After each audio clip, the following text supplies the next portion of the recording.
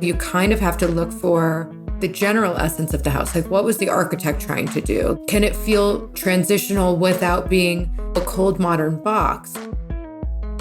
Hi, everyone. I'm Amy Devers, and this is Clever. Today, I'm talking to Amanda Leigh and Taylor Hahn of House of Rolison. House of Rolison is a woman-owned design-build property development company based in Los Angeles, led by Amanda and Taylor, partners in life as well as partners in business.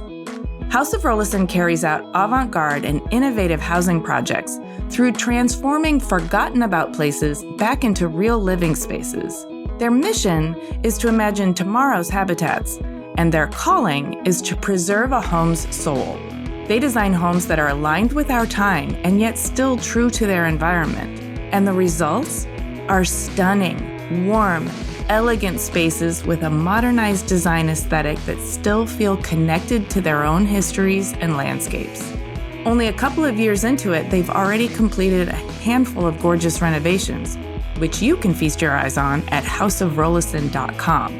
Amanda has a background in ground-up construction, while Taylor has a background in architecture and software development. Together, they complement each other's talents. But the real magic comes together through a very supportive and collaborative dynamic with each other and with their 40-person crew of crafts and tradespeople. No wonder their homes have soul. They're built with love. Here's Amanda and Taylor.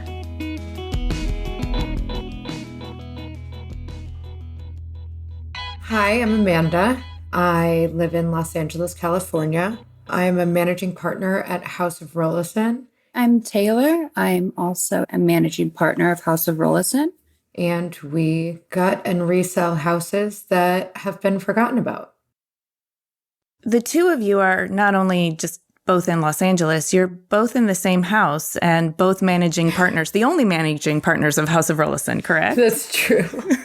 That is true. Very true. It's very much your thing that you built together. So I'm excited to learn all about that. But before we get into your union and all that you do together through House of Rolison, I'd love to know a little bit about you individually before you were a team. Like, where did you each grow up and what did you get into as children and what types of things captured your imagination? So I'm originally from the East Coast. I grew up in New Jersey and then I moved to the city when I was a teenager. So I mostly grew up in New York. I think a really big inspiring thing for the creativity around building and structures and all of that kind of stemmed from curiosity about building more so than design. Mm-hmm. And I started doing Appalachian Service Project at a young age. It's through like church organizations and schools, and it's where you go to, just underdeveloped neighborhoods around the United States, and you basically work with a tradesman from each, so we'd have an electrician and a framer and whatever, and then all the kids there are basically kind of the hands and helping, rebuild people's houses. Very cool. Yeah. So that was kind of a fun way that started my brain kind of working in that way. So as a kid, you got to see not just like the guts of homes and how they're built, but you got to partake in actually helping to construct them. Yeah. And it was a really cool experience. Did you have a specialty? Did you like the finished carpentry or the rough framing or? Oh, I wasn't good at any of it. I was bad at all of it.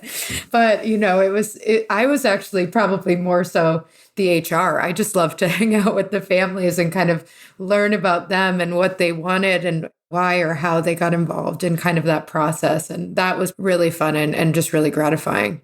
Okay, Taylor, what's your story? I'm from Sonoma, so Northern California.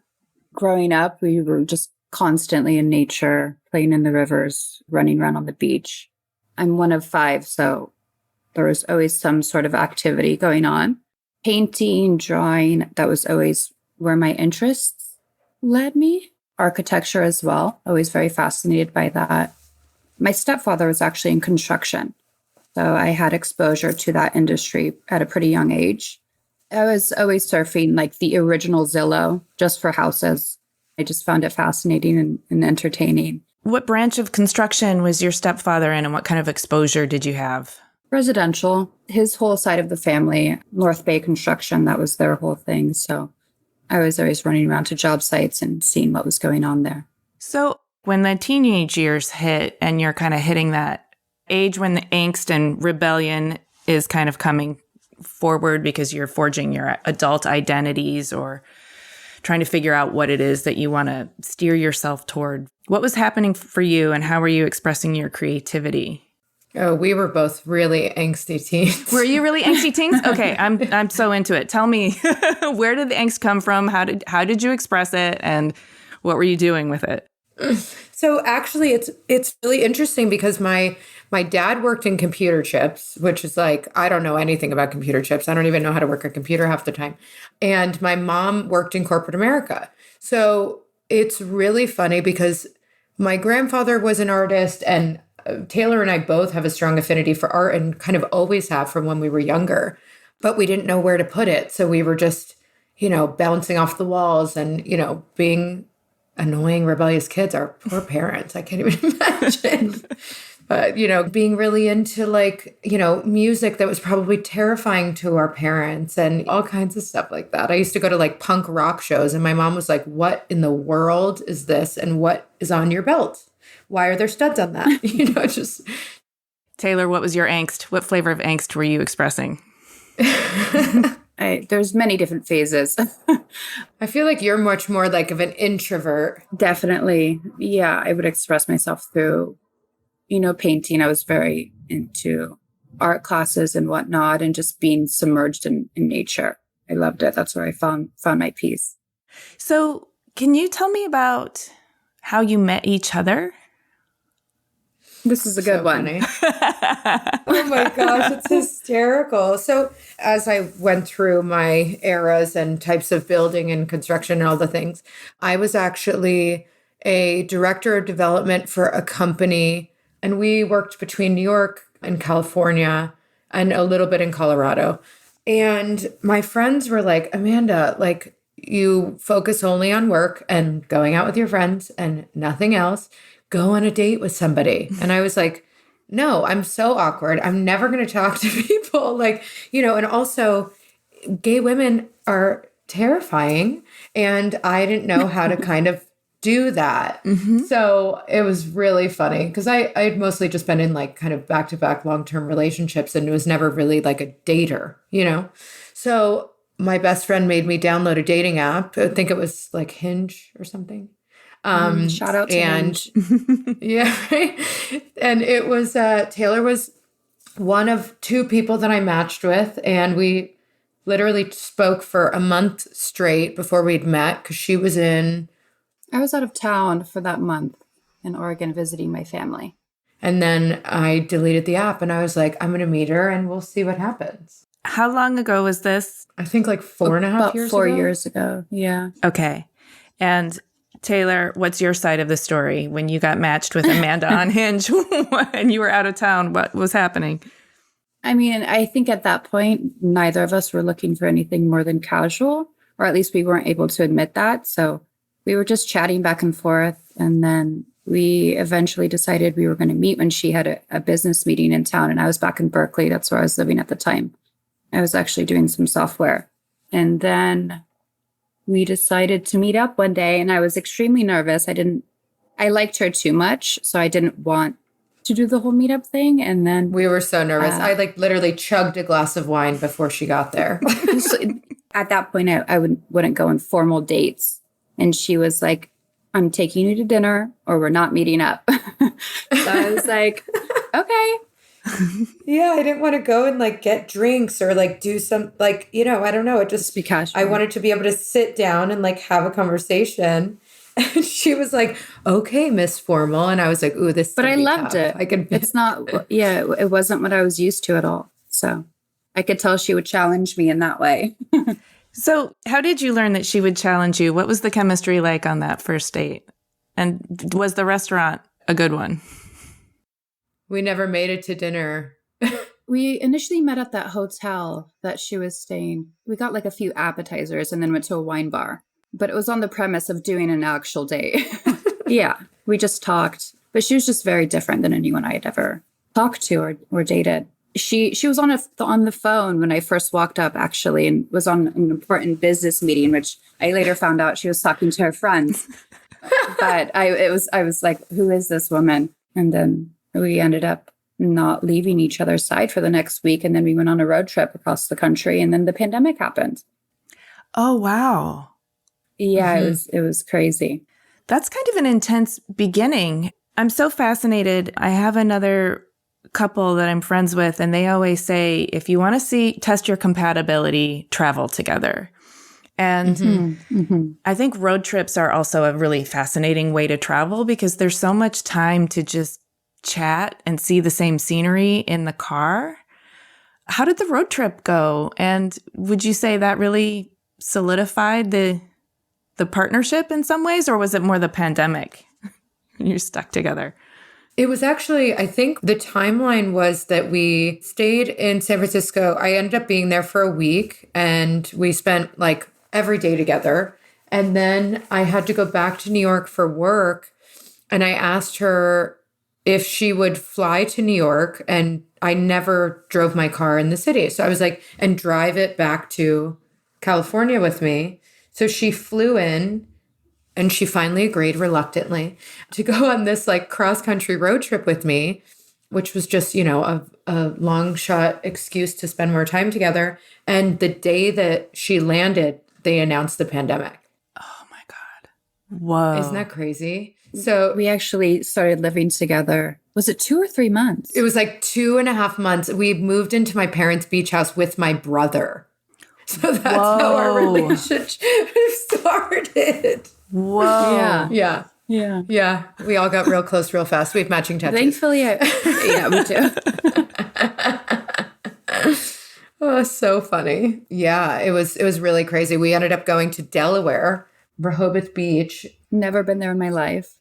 And Taylor and I were upstairs. Patrick was downstairs. We didn't know each other like that well. But at this point, I think we'd known each other for like 2 months. And then we were living together and not allowed to speak to anyone else but each other. Well, I think that could have been a make or break moment, the pandemic, when you get that much togetherness. Oh, yeah. It sounds like it was probably a good thing for the two of you, because here you are. I'm wondering if you can talk to me about how you discovered your collaborative dynamic and your mutual love for construction and renovating. How did that come up? Because at the time, you were doing software when you met, right, Taylor? Right. So I was consulting for various architectural firms. So I would go to a conference about the built environment and, how technology could advance it. So I was learning a different aspect of it. And then your company, Amanda, I started working with them a little bit. Yeah, you were doing software and then also like a little bit of procurement. So like ordering materials and stuff like that. Because Taylor has like a very amazing design eye. It was funny because I feel like for couples, it's so hard for a lot of people to just kind of be around each other and be kind of just, engulfed in each other at all times. And for us, it was like, it's my best friend, it's my lover, it's my partner in life. And it was just like, honestly, so fun. And it wasn't scary and we didn't argue. And it was just kind of a nice experience and like a little bit of a soft run, kind of working together a little, which was fun. That sounds beautiful. Did you also learn to complement each other pretty quickly? 100%. We've always had a really good balance between the two. She excels in places that I don't excel in and vice versa. I'm very analytical. And so I like scheduling and the logistics and the nitty gritty. And she's very high level and gets it done. I don't write anything down and I try to keep everything in my brain and I just kind of go. Yeah. I'm full blown Aquarius, but no, it's been really beautiful. And honestly, who can you kind of go through the process of building a business with that you trust more than your partner? And I think that we complement each other so well because I have kind of a high level understanding of building and structural building because my background is, ground up construction. And Taylor's more like artistic and structured and type A. And so the balance between those two and kind of the fusion between those two kind of allows for like so much space to be able to be creative and also play to each other's strengths and weaknesses. It does sound like a beautiful choreography and a dance that you do together. You had a background in ground up construction and you were working as a director of development. Is this something that you studied in school, Amanda? Did you know that this is what you wanted to go into? No, I'm like a horrible school person. Okay. It's actually really funny because I was so intrigued by the process. I actually moved out to Colorado at one point and got on a framing crew when I was in my early 20s. And I learned about structure by literally doing it, which was terrifying because it was like me and a bunch of men in the middle of winter. Yes. But it was a really cool experience. And then I got a job for funny enough, it was a software-based construction company, which is such an oxymoron, but they tried and they failed. And I did that. And I was more so dealing with clients and contracting and all of that type of stuff. Then I was running 3 different markets for a construction firm, and that was all ground up construction. Okay. That's interesting. Taylor, from teenage years to now, where did you pick up your skills? I've always been fascinated in a broad range of topics, but the combination of design and the physicality of building and seeing it transform over time, I don't know. The skills just have come over time. I've learned a ton from Amanda, of course, us spending 24/7 together. Is your design eye something self-taught, or did you study it at any point? No, all self-taught. Mm-hmm. I studied architecture for a little bit and I did art classes when I was younger, but it was always something that I kind of developed myself. It's pretty wild because like I've been doing this for almost a decade. Taylor's been doing this for a couple years. And she could build anything from the ground up more so than it's a male-dominated industry. So I'll say most men, but that have been doing this forever, which is pretty wild. Thank you for that insight, Amanda. I've picked up from Taylor that you have both a love of art and a kind of analytical mind. So that right brain, left brain usually works really well in terms of spatial awareness and building things and understanding the physicality of materials and of tools and flow of space. So I guess it's not surprising at all, but I am glad that you two met and had the pandemic to bond. How long into this love affair did you decide to go into business together? And was that because you found a great property and wanted to work on it together? Or was this a little bit more intentional? It was not intentional. Well, I had been wanting for a long time to kind of get away from, what I'd been doing and not anything against that type of structure, but just getting away from working with clients and being able to have more creative freedom. So Taylor and I met with, a group of investors who are kind of struggling to figure out how to design and what to do with some of these older homes. And we were like, let's do one and we'll see how it goes. So we set up our insurance and did all the things. And it was terrifying because everything was our choice. Everything was our decision. So we were like, oh my God, what if this tile looks ugly? What if this doesn't go together? What if, you don't have anybody kind of checking and balancing you except for each other?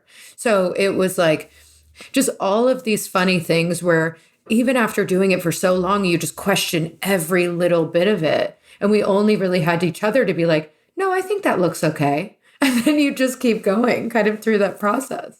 It was a big trial and error of developing our style specifically. It took a few houses, but so much goes on in a single house from start to finish that your style could change throughout the course of one house and develop and get to the place where we are now. When was this first project? Was that in 2022? I today just realized that it's been 1 year since we sold the first project of this series that we were supposed to do, which I thought was crazy. So I guess we had started it about 8 months before we sold it, and we sold it at the end of March. Wow. So you're like 9, 11, how many projects in at this point? That's a lot in a year.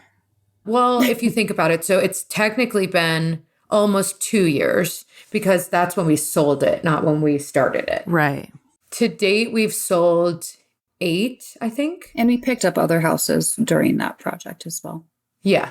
So I think we've sold 8 and we have 5 on the books right now. It's a lot of houses. Okay, the first project, as you're working your way through it, it sounds like there's a little bit of like checking in with each other to validate your decisions, but also you're kind of feeling your way. At the end of it, when you like putting the bow on the front door, not that you actually did that, but when you're checking it off, did you know you had something there? Did you feel a sense of reward and satisfaction? Yeah, I mean, that house, we repainted it twice. I mean, on the exterior, we literally went from white to dark to darker. And, at the end of it, we were so proud of it. We were so excited because it was Tail, when was that house built? It was a 1911 Craftsman. Yes. I remember that phrase because when we were done, we were like, wow. Like when we got the house, it was riddled with squatters. There was literally, I've like chased people out of that house with the taser. Oh my gosh. Like there were squatters living in the house, and it had been. They would light our lockbox on fire and break in and steal the electricity. Oh yeah. We learned a lot in that house. Yeah. They stole copper pipes out of the basement. There was like just so many crazy things that happened. And when we were done with it, we were like, holy crap, like it's such a stunning space and it feels new without the smells and all of the things that kind of come with that age of house, especially with like the distress that it was put on it. And it was really incredible because it was kind of the first time that I realized that everything really is fixable. You just have to be patient with it and kind of let it go through its own process. And I really think it was also the first time for Taylor and I that we realized that we kind of had to let the house be what it wanted to be. If we tried to force it into something, it just didn't work. And we'd have to end up redoing that portion of it. And Taylor, we talk about that a lot. It's something that comes up pretty often. One of the things that really impressed me is that you honor the original architecture while also striking this really beautiful balance of updating it and bringing it into the now while trying not to change its original personality. It's hard to do that sometimes. I think people don't really understand, especially when you're doing a bunch of renovation and you're willing to take out walls and reorganize floor plans. It's hard to stay true to the essence. And that's something I think that you both do really well. So 2 things. I'm really curious about your most rewarding projects. And then I'm also curious about your creative process in terms of when you find a property, how do you know it's one for you? When you are making choices about how to honor its integrity, but at the same time update it, how do you reconcile that? Like, if you could talk us through your creative process by talking us through a project, I think that would be really interesting. One of your mottos is, if a property has no soul, give it one. Because some properties don't have a soul. Like, they might be in a good location or they might have some good structure. But if it doesn't have a soul, it's going to feel cold and heartless. And so giving it a soul. A lot of properties have no soul. I know. It's really interesting because most people that renovate houses do not do it in one shot. Right. Right. So it'll be, this bathroom was done in the 80s. And then this part has like more of an Art Deco vibe. And this, so you kind of go through like this piecemeal and you're kind of taking the pieces apart and then putting it back together. And that's really, I think, what we see. So you kind of have to look for like the general essence of the house. Like, what was the architect trying to do? Like, is this a Spanish? Should it be a Spanish? Is this something traditional? Is this transitional? Can it feel transitional without being, a cold modern box? Like, should we add beams to the ceiling? There's all these kind of elements in question. Taylor, I think you would speak better on this, but I think Beechwood is probably a pretty rewarding one. That was pretty wild experience for us. It was a fun one. Yeah, there was a lot of architectural things about it that were interesting. And then also bringing back in the kind of Spanish revival elements, through the lighting and sourcing the doors and matching the existing doors. But that was a Spanish from the beginning. So I feel like that house already spoke for itself, which is different than some of our other projects. But because it spoke so deeply to itself already, I think it was easy to kind of delve into that. We were like, okay, this is the box that we are kind of putting it in. But the funny thing about it was really the first time that we were able to, work a lot with the architectural salvages and kind of, I think that house was built in like the 30s. We were super set on buying light fixtures from that time and matching the door handles from that time and buying things that were reclaimed that we could refinish. And it was really interesting because it's almost like, if you look kind of up at the lighting and kind of around, it feels a little bit like a time capsule, but it doesn't feel drab and it doesn't feel older, and it feels like there's still a freshness to it. And that was pretty cool because we were able to, bring in some like Wallace Neff lighting and add a new iron gate and kind of do a lot of these things with the bones of what were already there without pulling too much away from it.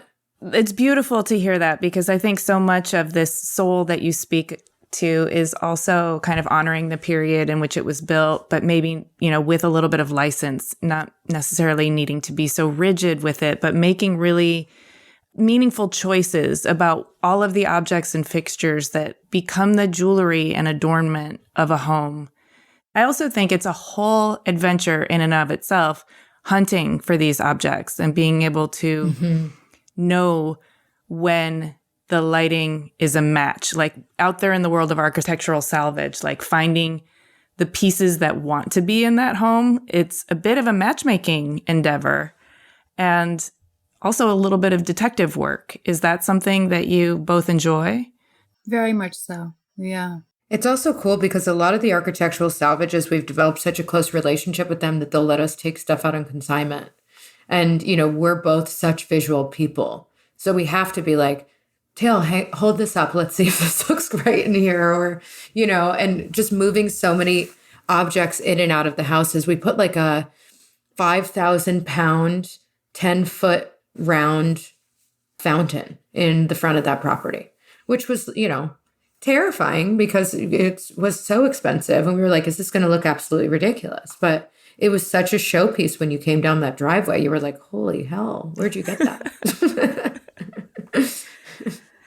That must be really fun too, not just for the home itself, but to also find new loving homes for these orphan pieces that are out in the world. I firmly believe that objects have energy, and it makes me sad to see orphaned objects that have good energy and they need somebody to help them find their match, their home.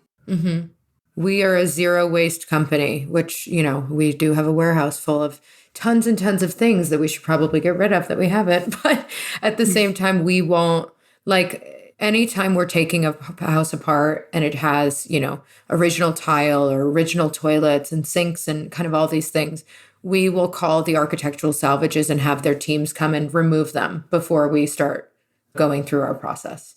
I love to hear that. Yeah, it's really like an homage to how it was built and all of those things and kind of its time period. I think it's just so important. I used to do construction and I would get, some people really enjoy demolition, and I do to a certain extent. It's very satisfying when something needs to go to just be able to rip it out really quickly.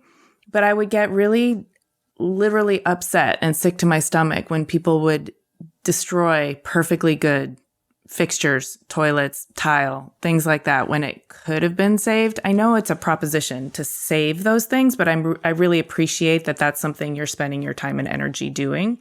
I'm also really curious about this warehouse. It sounds like an amusement park. Is it organized or is it chaos?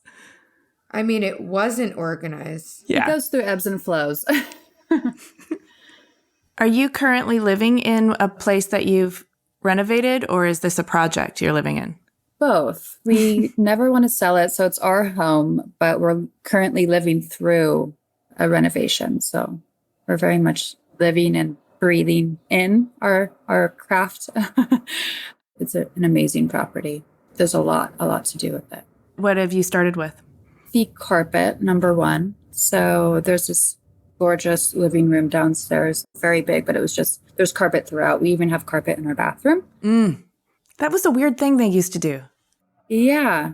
So the whole downstairs is done with the flooring. We're doing the laundry room right now. There's a bar, like a funky bar in the living room. It's like a sunken living room with an even more sunken bar. So that's what we're working on right now. And then the kitchen is next. Amanda's building her wine room downstairs. So that's been an adventure as well. What year was the home built? 50s, actually. 56, I believe. And It sounds like a mid-century with this sunken living room and sunken bar area. very mid-century vibes. Original owners. They're a very interesting couple. It was a couple who has, from the little I know about them, they have no children, no family. So when they passed, all of the proceeds went to charity. Oh. So it was like 7 different charities that were selling this property. Well, I'm glad that it's in good hands and that you're taking care of it. How hands-on do the two of you like to get? Probably more than we should. Sometimes. Yeah. I mean, a lot of it when we're more hands-on, I think is more so like in the finishing stages. Sometimes you have a bad week and you're starting demo on a house and you just grab one of the hammers and go for it. But that's my favorite day of the week, is when I get to grab a hammer and join the demo crew. So I understand you're living in a project. You have 5 more in the works. Yeah. In various stages. Yeah. And we also have a couple who's a close friend of ours, and they're having a baby very soon. So we decided to help them out too. So we technically have 5 plus ours plus theirs. It's a little crazy. But we don't subcontract any work out. Sometimes we'll subcontract some licensed trades, but all of our crews are full-time. So we have about 40 guys that work for us full-time. So that's amazing that you're employing 40 full-time trades and craftspeople. I'm really curious about the sort of balance of the trade labor and also your dynamic with them. It's an important thing to make sure everybody who's working on the home, especially if you're imbuing it with soul, they've got to build it with love. So that dynamic is crucial. Can you talk to me about that? We are so grateful for the group of guys that we've kind of found. And I feel like in this industry, there's this really odd dynamic that normally happens with construction companies where the people actually doing the labor, or your foremen or your project managers, they're really looked at as kind of like your grunt, and not as like the reason why this company exists. If they didn't have the skills and they weren't able to do the carpentry work and they didn't handle these things with care, I mean, they're the reason why we're able to do this. And I think that they know that we feel that way about them. Every time we sell a house, we have a barbecue with all of us together. And, we spend so much time with them that it's really special. We shower them with gifts and branded House of Rolison things. And, it's funny because most construction companies are like, oh, I don't want to wear this stupid shirt. But the guys love it. It's really fun. I love that for so many reasons. I've been on all sides of the equation as a designer, a craftsperson, and trade labor. And so I know what you're saying when you say most construction companies treat their trade labor like grunt workers. And yet tradespeople, they have to be such brilliant problem solvers to actually make an elegant solution out of electrical wiring or plumbing or whatever, especially on an old house. And there is so much skill and experience and expertise that they've built up over the years. And if you honor that and work with it, and they have a sense of pride of craftsmanship and pride of creative license and ownership, and they're working collaboratively with you, then everybody's able to achieve a much more magical outcome than when they're just forced into following a recipe because somebody said, I drew it up, and so you have to do what I drew up, which frequently doesn't make sense when you're in the field. Oh, yeah. So that I also think, just as it sounds like you do too, if you're going to be in business with people and work with them day in and day out, they should be family. There should be a mutual respect.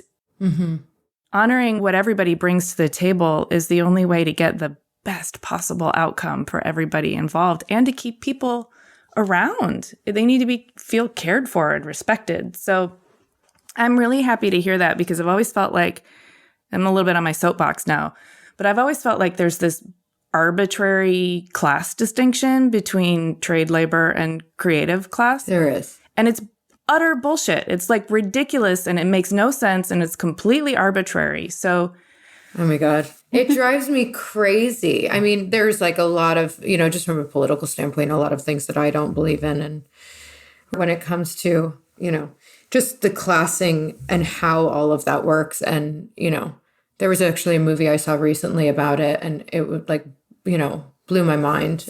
What's the movie? Origin, I believe. And it's just about how, societally we class people, and it's either by race, it's by gender, it's by sexuality, it's by, so many different things. And if you actually look and unpack that, like, who came up with this crap? Like, who decided that? And who decided that you can have the creative liberty to do certain things and other people can't? And, these people are supposed to be laborers. And it's funny because we've gotten a lot of heat from people around us for the way that we pay our guys. And we've stood by that very firmly, that that's non-negotiable, that they're entitled to be paid for what they do and how long they've been with the company. And we've had zero turnover. And some of the guys, started doing demo, and they started with no skills. And, you kind of bring them in and you train them, and then you figure out what they're good at and what they excel at. And then you kind of push them into that kind of way. And it's interesting because I feel like, so many of these construction companies, they'll get a project manager, all these things, and then they'll lose the people and they'll leave and start their own company. And we're giving these guys, the tools and the space to be able to create and make enough money that they don't need to do that. And, it's comfortable to stay with us. I mean, 2 of our guys bought new cars this week, and they had the biggest smiles on their faces. And we'd love to see that. And that's amazing. And then you see some of these companies and all their guys have, broken down vehicles and just look disheveled. And you're like, you're doing that. You're perpetuating that in this environment that has nothing to do with who they are as people. You're creating this. Exactly. And then those people who are not being valued on the job are doing work on homes that you can feel in the energy of that work. Yeah, 100%. So I love to hear that you're taking care of your people. And I love to hear about this mutual respect that feels like it's going on. And I also firmly believe that when you have a dynamic like that, more magic ensues. So that's one of the reasons I think your projects look so warm and inviting and elevated and delicious. And there are so many transitions that are just so artfully handled, that takes real skill in an existing property and old home to manage those transitions, and materials that flow into another material with real kind of artfulness. So it's showing up in your work. You're clearly doing well. You've got more work than you can probably handle. Yeah. Now, with all that you have going on and all the magic you're creating, where are the challenges? What are you learning right now? Like, what's giving you a hard time that is making you grow, but it still sucks to go through it? Yeah, there's a lot of things. I think it's also how many we could take on at a time. Yes, the balance between not burning out, but still taking on enough to keep us challenged and busy and having a good time, and our guys the same. Yeah, what is that magic number? I think the magic number's 4. We're at 5 right now. But, it's hard to tell because we're also renovating our own property in sections right now, and we're helping on our friend's project right now. So maybe we could do 5. It's just, we just want to make sure that we have a nice balance between each other and being able to spend time together that's not consumed with work, and also having our projects and being passionate. It's honestly the most incredible part, I think, is also that, coming from ground up, you're staring at the same properties for you're staring at the same walls for a couple of years. Mm-hmm. And with these, we're kind of moving through them, and we have so many guys that we afford the ability to be able to move through them pretty quickly without sacrificing, the work, because our crews are so big. So it's just keeping it exciting for them, keeping it exciting for us, and also having a sustainable balance between how many, so that we keep all of our guys busy and, we leave a little space for ourselves. Yes. And what do you do with that little space for yourselves? What are your favorite downtime activities? We love to go on hikes. We have a Yeah. dog that doubles as a horse. She's huge. I'm going to need to see a picture of that dog. Yeah, she's like a big, big baby, and we spend a lot of time with friends and family, which is really nice. I think we've finally convinced my parents that if we build on the lot next door that we also own, that they'll move out here. Taylor's family is up north. We have friends come and stay with us a lot because the views are amazing and it's enough house that we can all kind of stay here together and not feel like it's crowded, which is honestly something that, yeah, is so special. It's such a joy to have that. Oh, yeah. To be able to have people come stay with you is so nice. Yeah, I've never understood people with big houses. And then, we bought a big house and we were like, oh, okay. I mean, it's terrible to clean and do all those things, but it's great for everything else. So what is on the horizon for House of Rolison? More? Or are there different types of projects you want to take on? Or what do you hope for in terms of the health and growth of the company? I mean, I think we found our sweet spot. I don't think we'll try to exceed this price point too much because it feels like that middle of the market. I mean, yeah, I think this is a very manageable price point for a large group of people. I don't ever want to do anything too crazy. Maybe pick up a passion project where I'm not the most concerned about not going over budget. I think that would be a lovely thing to do, which Amanda always makes fun of me for. Yeah, Taylor wants to do she calls it her vanity project. She's like, I want to do a house that we blow our whole budget just to know that we could sell the house and break even and have it just be this like showpiece. And I'm like, not to show anybody else. I would just love to be able to have less restrictions. That'd be fun. We also want to do like a beach house for ourselves or... We looked at land in Mexico late last year. That would be amazing. Oh, yeah. And it was funny. We took a poll with our guys and we're like, who wants to go down to Mexico for, 6 to 12 months and build a fun property? And they're all like, I'll do it. And then we were like, wait, but how are we going to do this? How are we going to divide that time? Yeah, that plan went to the wayside real quick. Yeah, exactly. Because, the properties are like our babies. You can't just like leave them and expect them to be fine. Yeah. But there's so many questions and kind of moving changes on a day-to-day. But honestly, I think that it sounds crazy because this price point is still crazy. But it is kind of the middle market in Los Angeles. And when we say this price point, we're talking like, what, 5 to 8 million? We're normally, like I'd say 4 to 8 million. Okay. Yeah, because I think your kind of entry into the market is at that, I would say, 1 to 2 million range. And those are hard to do because, being able to find properties that are inexpensive enough when you buy them to be able to make profit on the exit's really hard. And we're very meticulous with what we put in homes. We're not going to put in like, some Home Depot rinky-dink Amazon, whatever, because it's going to bite you later. And, it'll say a lot about, our brand. So we really try to kind of keep in that middle of the market where it's still affordable to a lot of people, but at the same time, you still have the flexibility to be creative. And, they don't sit on the market for a long time because there's enough people that can buy them. And do you prefer working in this manner as opposed to, let's say, working for a client? Oh my God. Yes. If I can help it, I'll never work with a client again. Amanda's very, very much against it. That makes sense. It's hard.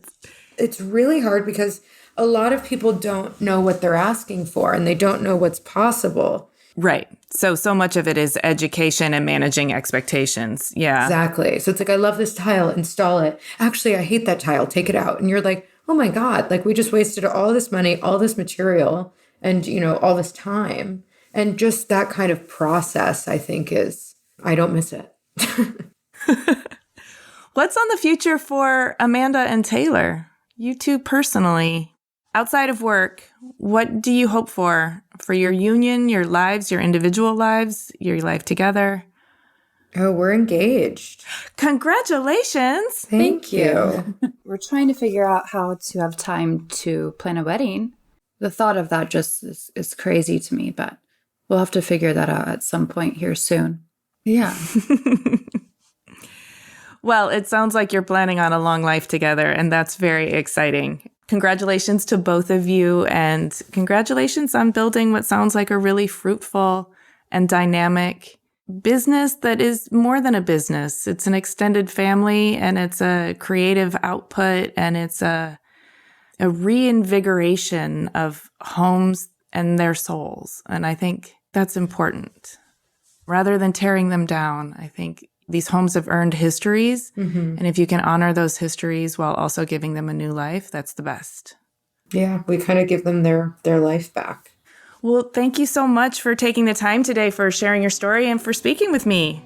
Yeah, thank you so much. We so appreciate it. And it was so nice just spending some time and chatting with you. Hey, thanks so much for listening. For images of Amanda, Taylor, and House of Rolison projects and a transcript of this episode that includes links, head to our website, cleverpodcast.com. While you're there, check out our resources page for books, info, and special offers from our guests, partners, and sponsors. And sign up for our free Substack newsletter, which includes news, announcements, and a bonus Q&A from our guests. If you like Clever, there are a number of ways you can support us. Share Clever with your friends, leave us a 5-star rating or a kind review, support our sponsors, and hit the follow or subscribe button in your podcast app so that our new episodes will turn up in your feed. We'd love to hear from you on LinkedIn, Instagram, and X. You can find us at Clever Podcast, and you can find me at Amy Devers. Clever is hosted and produced by me, Amy Devers, with editing by Mark Zurowinski, production assistance from Alana Nevins and Anushka Stefan, and music by L1011. Clever is a proud member of the Surround Podcast Network. Visit surroundpodcasts.com to discover more of the architecture and design industry's premier shows.